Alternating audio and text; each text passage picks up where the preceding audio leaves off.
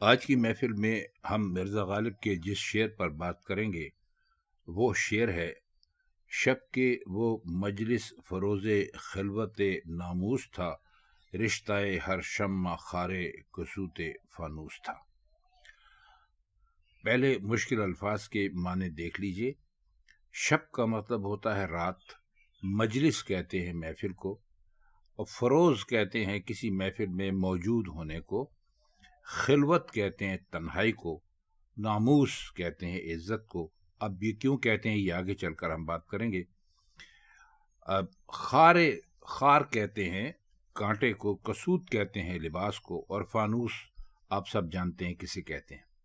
اس شعر کی معنی مولانا حسرت موہانی نے یوں بیان کی ہے کہ شب کو عصمت و عفت کی محفل خلوت میں محبوب جلوہ افروز تھا۔ اب اس سے یہ بھی پتہ چلتا ہے، چونکہ ناموس کے ایک معنی عورت کے بھی آتے ہیں، جسے کہ چھپا کر رکھنے کا دستور تھا یا ہے۔ اس وقت شمع کی یہ حالت تھی کہ اس کا ہر رشتہ اس کے حق میں خار پیرہن ہو گیا تھا۔ خار پیرہن کا مطلب یہ ہے کہ ایسا لباس جس میں کانٹا لگتا ہو یا کانٹے بھرے ہوئے ہوں۔ مطلب یہ ہے کہ محبوب کی خلوت ناموس میں جہاں اور کسی کا گزر نہیں ہے، شمع کی بھی بے قراری سے عجب حالت ہو گئی تھی۔ ایک اور شاعر ہیں آقا باقر، انہوں نے اس کی وضاحت کرتے ہوئے لکھا ہے کہ شمع کو احساس اجنبیت اس قدر شدید تھا کہ وہ بے چین ہو رہی تھی۔ احساس اجنبیت کا مطلب یہ ہے کہ اس محفل میں خود کو ایسا محسوس کر رہی تھی جیسے وہ یہاں غلطی سے آ گئی ہو یا کوئی اجنبی ہو۔ اور بے خود دہلوی نے لکھا ہے کہ معشوق چونکہ محفل خلوت میں بزم افروز تھا، اس لیے شمع اس کے سامنے خجالت یا شرمندگی سے پانی پانی ہو رہی تھی۔ یعنی شمع آپ جانتے ہیں چمکتی ہے، خوبصورت لگتی ہے، اس میں سے روشنی پھوٹتی ہے۔ تو کہتے ہیں کہ جب محبوب اس محفل میں پہنچ گیا تو شمع کے ہاتھ سوائے شرمندگی کے اور کچھ نہیں آ رہا تھا کہ ارے بھائی، یہ تو ہم سے بھی زیادہ حسین اس محفل میں، اور جہاں ہر روز ہماری تعریفیں ہوتی تھیں آج اس کی تعریفیں ہو رہی ہیں، اور اس کا چہرہ ہم سے زیادہ چمک رہا ہے۔ اب اس میں ایک نئی بات یہ ہے کہ فانوس کو معشوق سے ہم آغوشی کی آرزو تھی، اس لیے شمع اس کے بدن میں خار بن کر کھٹک رہی تھی۔ اب دیکھیے، فانوس چاہتا تھا کہ شمع میرے کنارے سے نکلے اور معشوق کو اپنی آغوش میں بھر لوں۔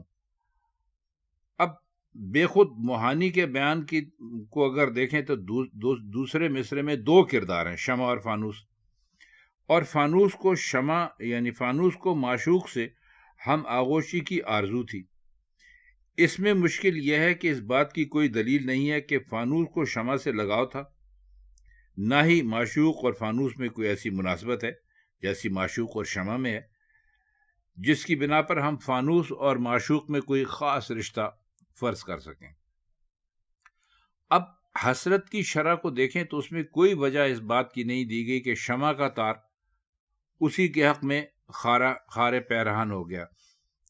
اب دیکھیے، لباس فانوس میں رشتہ شمع خار بن کر یعنی چپتا ہے۔ رشتہ شمع یعنی کہ اس کے اندر جو ایک دھاگا پرویا ہوا ہوتا ہے اس کو کہا ہے۔ تو اس کی دلیل ایسے دی جا سکتی ہے کہ شمع کی لو فانوس میں سے جھلکتی ہے اور فانوس کو سرخی مائل کر دیتی ہے۔ شمع کی گرمی سے فانوس گرم اور خشک ہو جاتا ہے، اور سرخی اور گرمی جھلک مار رہی ہے۔ اس کی کیفیت رشتہ شمع کے باعث ہے، لہذا ثابت یہ ہوا کہ رشتہ شمع لباس فانوس میں خار کی طرح چبھ رہا ہے، اور چونکہ فانوس شمع کا لباس ہے اس لیے معلوم ہوا کہ شمع خاردار پیرہن ہے یعنی بے چین ہے۔ اب شمع کی بے چینی کی اصل وجہ پہلے مصرے کے فقرے یعنی مجلس فروز میں چھپی ہوئی ہے۔ نمبر 1، آپ کہہ سکتے ہیں کہ معشوق مجلس فروز تھا۔ مجلس فروزی شمع کی بھی صفت ہے۔ شمع اپنی چمک دمک کو ماند اور اپنی مجلس فروزی کو کمتر دیکھ کر رشک سے جل رہی تھی، لہذا بے چین تھی۔ نمبر 2 پہ آپ کہہ سکتے ہیں کہ لباس اس کے بدن پر یوں چبھ رہا تھا جیسے کانٹے چبھتے ہیں، اور وہ اسے اتار پھینکنا چاہتی تھی کہ محبوب کے سامنے خود کو بے لباس کر دے، اور محبوب بے پردہ اور شمع بے فانوس کے حسن دونوں کا آمنے سامنے آ کر مقابلہ کر سکے۔ نمبر 3 پہ کہہ سکتے ہیں کہ جلوہ محبوب اور شمع کے درمیان فانوس تھا، اور فانوس کا اس طرح حائل ہونا اسے ناگوار تھا، اور وہ بے چین تھی کہ اسے اتار پھینکے تاکہ جلوہ محبوب کی زیارت بے محابہ کر سکے۔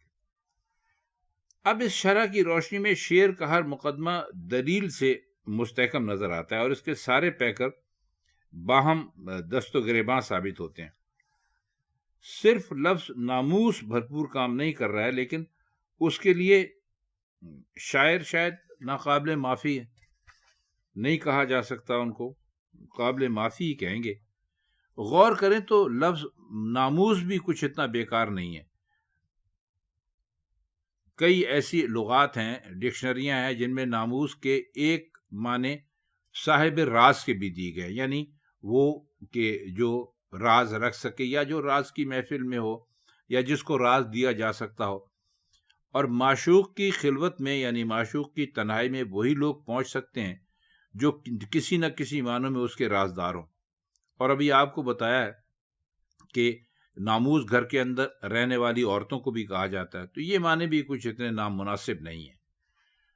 تو خواتین و حضرات، یہ آج کے شعر کے، مرزا غالب کے شعر کے مشکل الفاظ کے معنی اور کچھ مطلب تھا جو ہم نے کرنے کی کوشش کی۔ آپ کو یہ پروگرام کیسا لگ رہا ہے ہمیں کم از کم لائک سبسکرائب کر کے بتایا کیجیے، اور کمنٹس بھی کر دیا کیجیے۔ تو آج کے لیے اتنا ہی، اب چاہتے ہیں آپ سے اجازت، خدا حافظ۔